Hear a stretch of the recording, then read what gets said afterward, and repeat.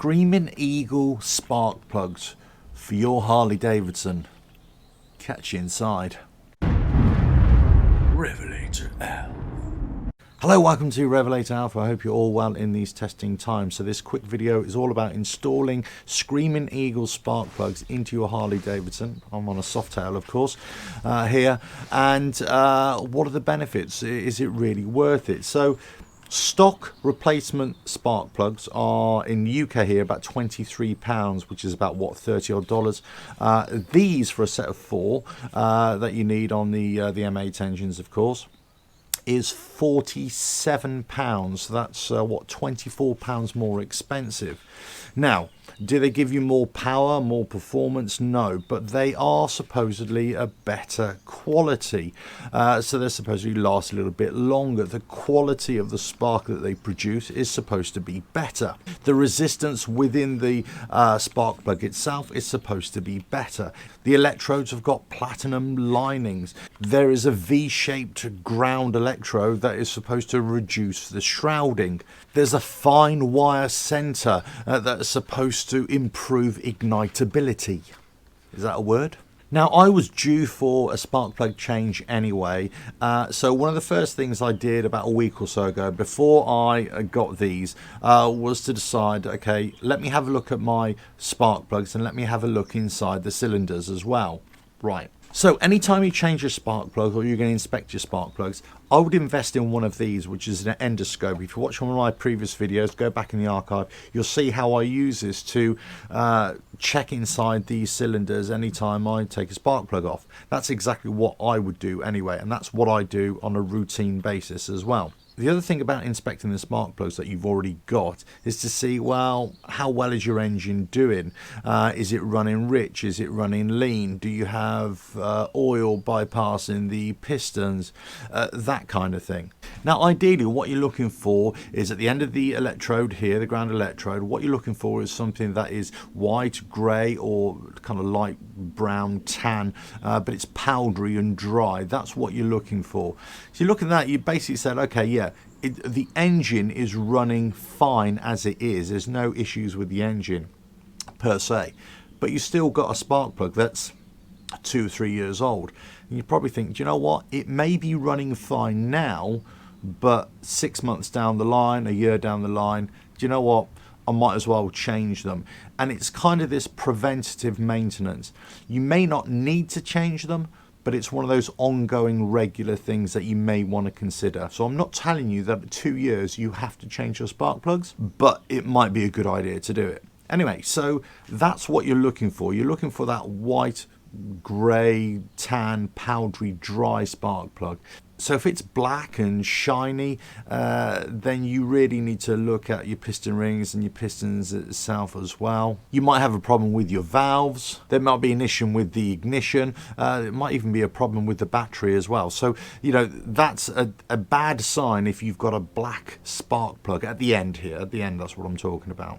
Now, if it's dry and black and it's so-called sooty, then you've basically got a mixture that is too rich. And that's something that you may need to address. Now, you could have something that you've done in terms of tuning your bike, but it could just be too rich. So that's something you may need to address. Now, if it's light brown and it's sort of shiny and glassy, and you might have some cracks in the electrode as well, basically you're too lean. You've got a hot running engine. So again, that's something that you might have done with your tuning, let's say. That's something you may need to investigate. So your spark plugs tell you a lot about your engine anyway, so this is one of the first things you do. You inspect the spark plug to see if you need to change them, is it time to change them, and what's the state of your engine. The second thing is, as I say, get one of those endoscopes and have a look inside your cylinders and just check your piston crowns and, you know, the cylinder walls, that kind of thing. Just see if everything is as it should be. Now comes to the decision whether you go for stock or whether you go for Screamin Eagle. This is a difficult one because there's no real performance gain on the Screamin Eagle, that's for sure. They're a damn sight more expensive, that's for sure. But you're investing in quality. You're investing in a product that is supposed to be better suited, and it's also supposed to be better suited for richer running engines as well. So if your bike does start to run a bit rich, it might be a better option for you. Now, this doesn't mean that it's the only spark plug that you can use, of course. You can use aftermarket ones.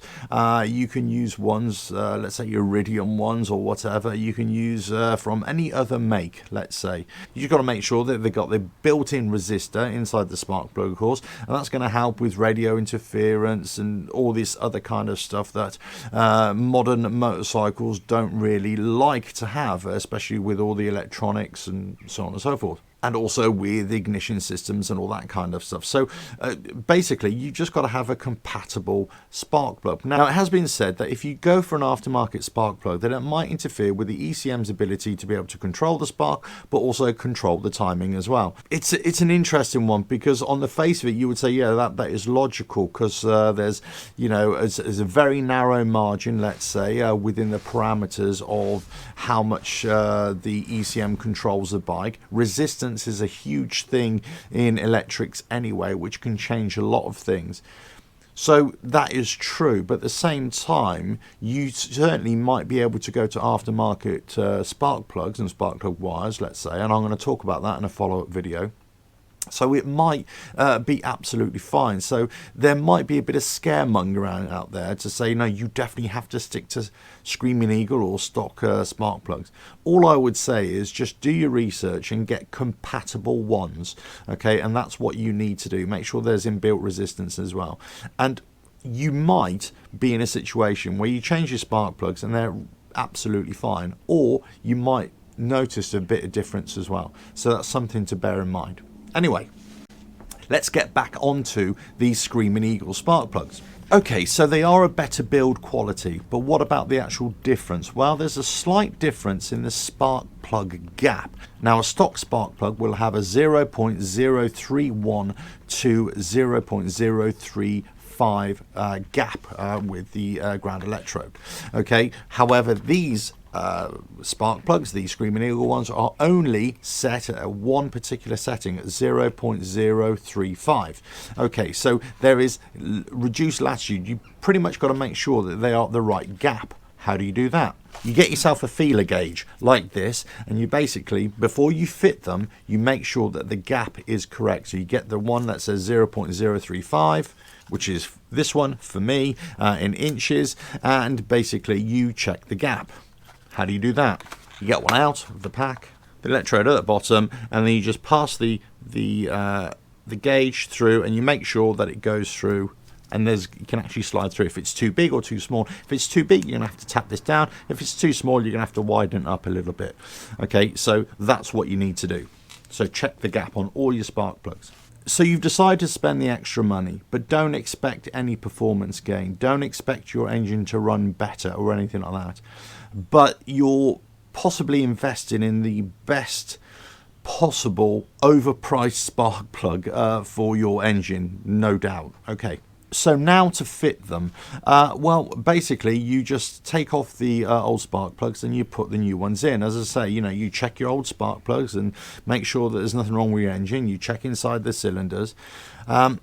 But you might have noticed that I've taken my petrol tank off. Well, one of the reasons is that the spark plugs on the right side of the engine, the right side of the bike, I should say, they're a bit difficult to get to. Now, there is a way just to lever the tank off its mountings, let's say, stick a bit of wood under there and, you know, be able to do it. But I've got to say, for me, it's just so much easier just to take the tank off. So watch my other video, go back in the archive, how to take the tank off. Make sure that you remove the main fuse before you do that. And again, watch one of my other videos for that as well. Okay, what's the benefit of removing the tank? Well, first of all, easy access to the spark plugs, and you can just quickly change them, no problem. The second thing is, it's actually just to give the whole area a really good clean and maybe apply a bit of WD-40 or get rid of some rust spots and that kind of thing. It's a good way just to check everything on your bike, clean everything off on the top there, do a thorough inspection of your spark plugs, of your spark plug wires, inside the cylinder, and you've got the room to do it. Okay, the next thing is then, you've done all that, now all you need to do is just put this in the hole and tighten it up. Work it in by hand first of all. Obviously, you're going to make sure the area is clear, clean, so no debris can get inside the cylinder. Work it in by hand and then just try and tighten it up by hand as much as you can. Make sure there's no resistance there in how you're threading it in.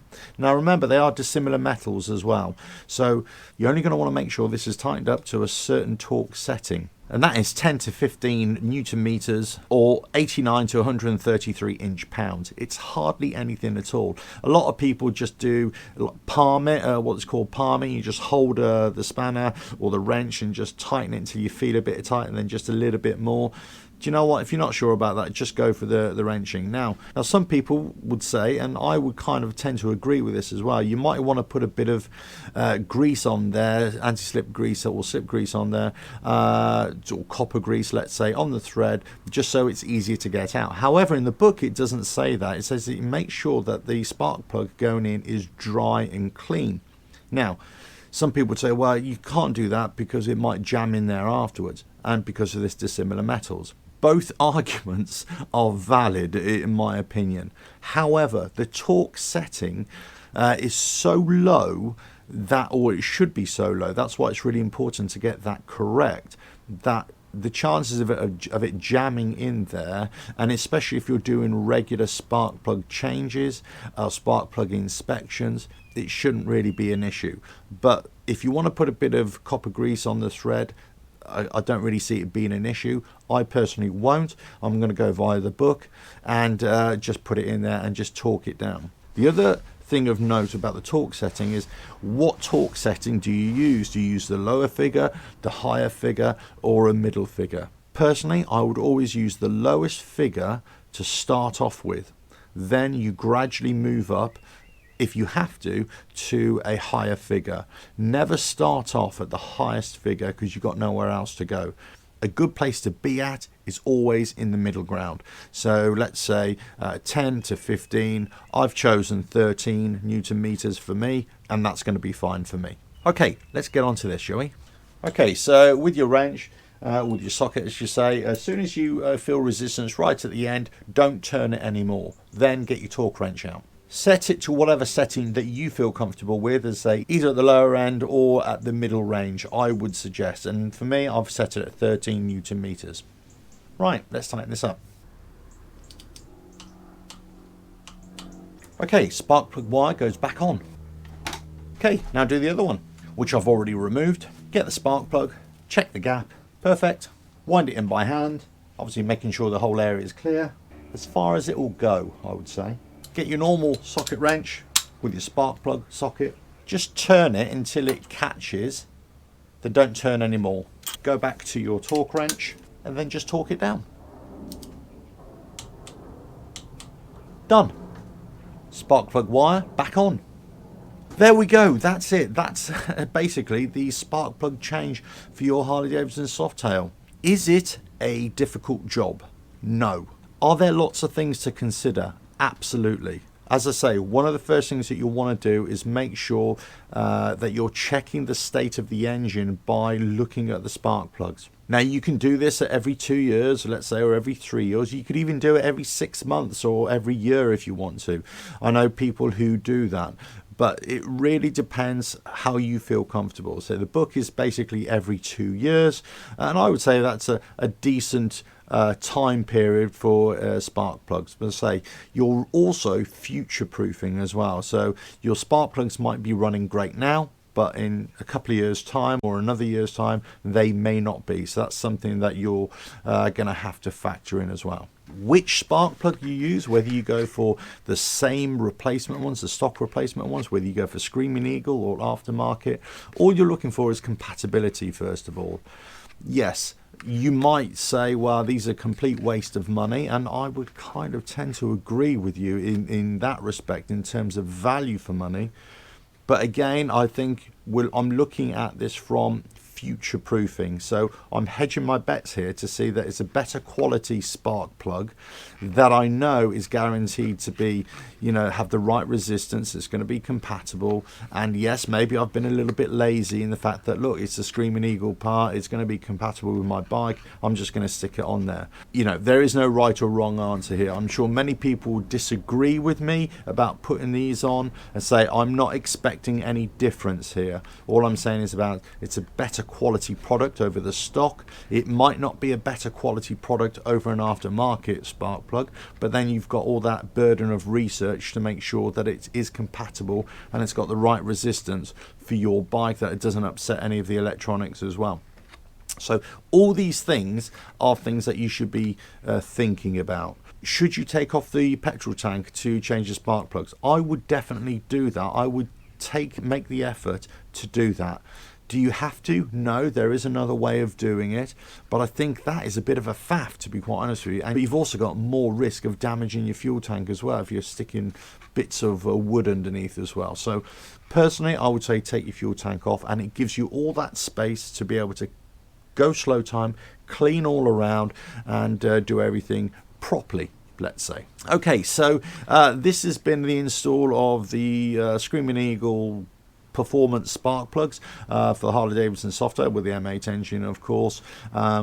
Is it going to be a great addition? I think it's going to be a decent addition. I'm not expecting any major differences, of course, but I think, you know, if you're talking about getting better quality products on your motorcycle, yeah, you can't argue against that. But if you want to go with stock spark plugs, absolutely fine, no problem at all. The key thing here is just to regularly check your spark plugs for the state of your engine, and then just do regular spark plug changes. That's it. Also, bear this in mind, whenever you take your old spark plugs out and they're still in good condition, don't throw them away.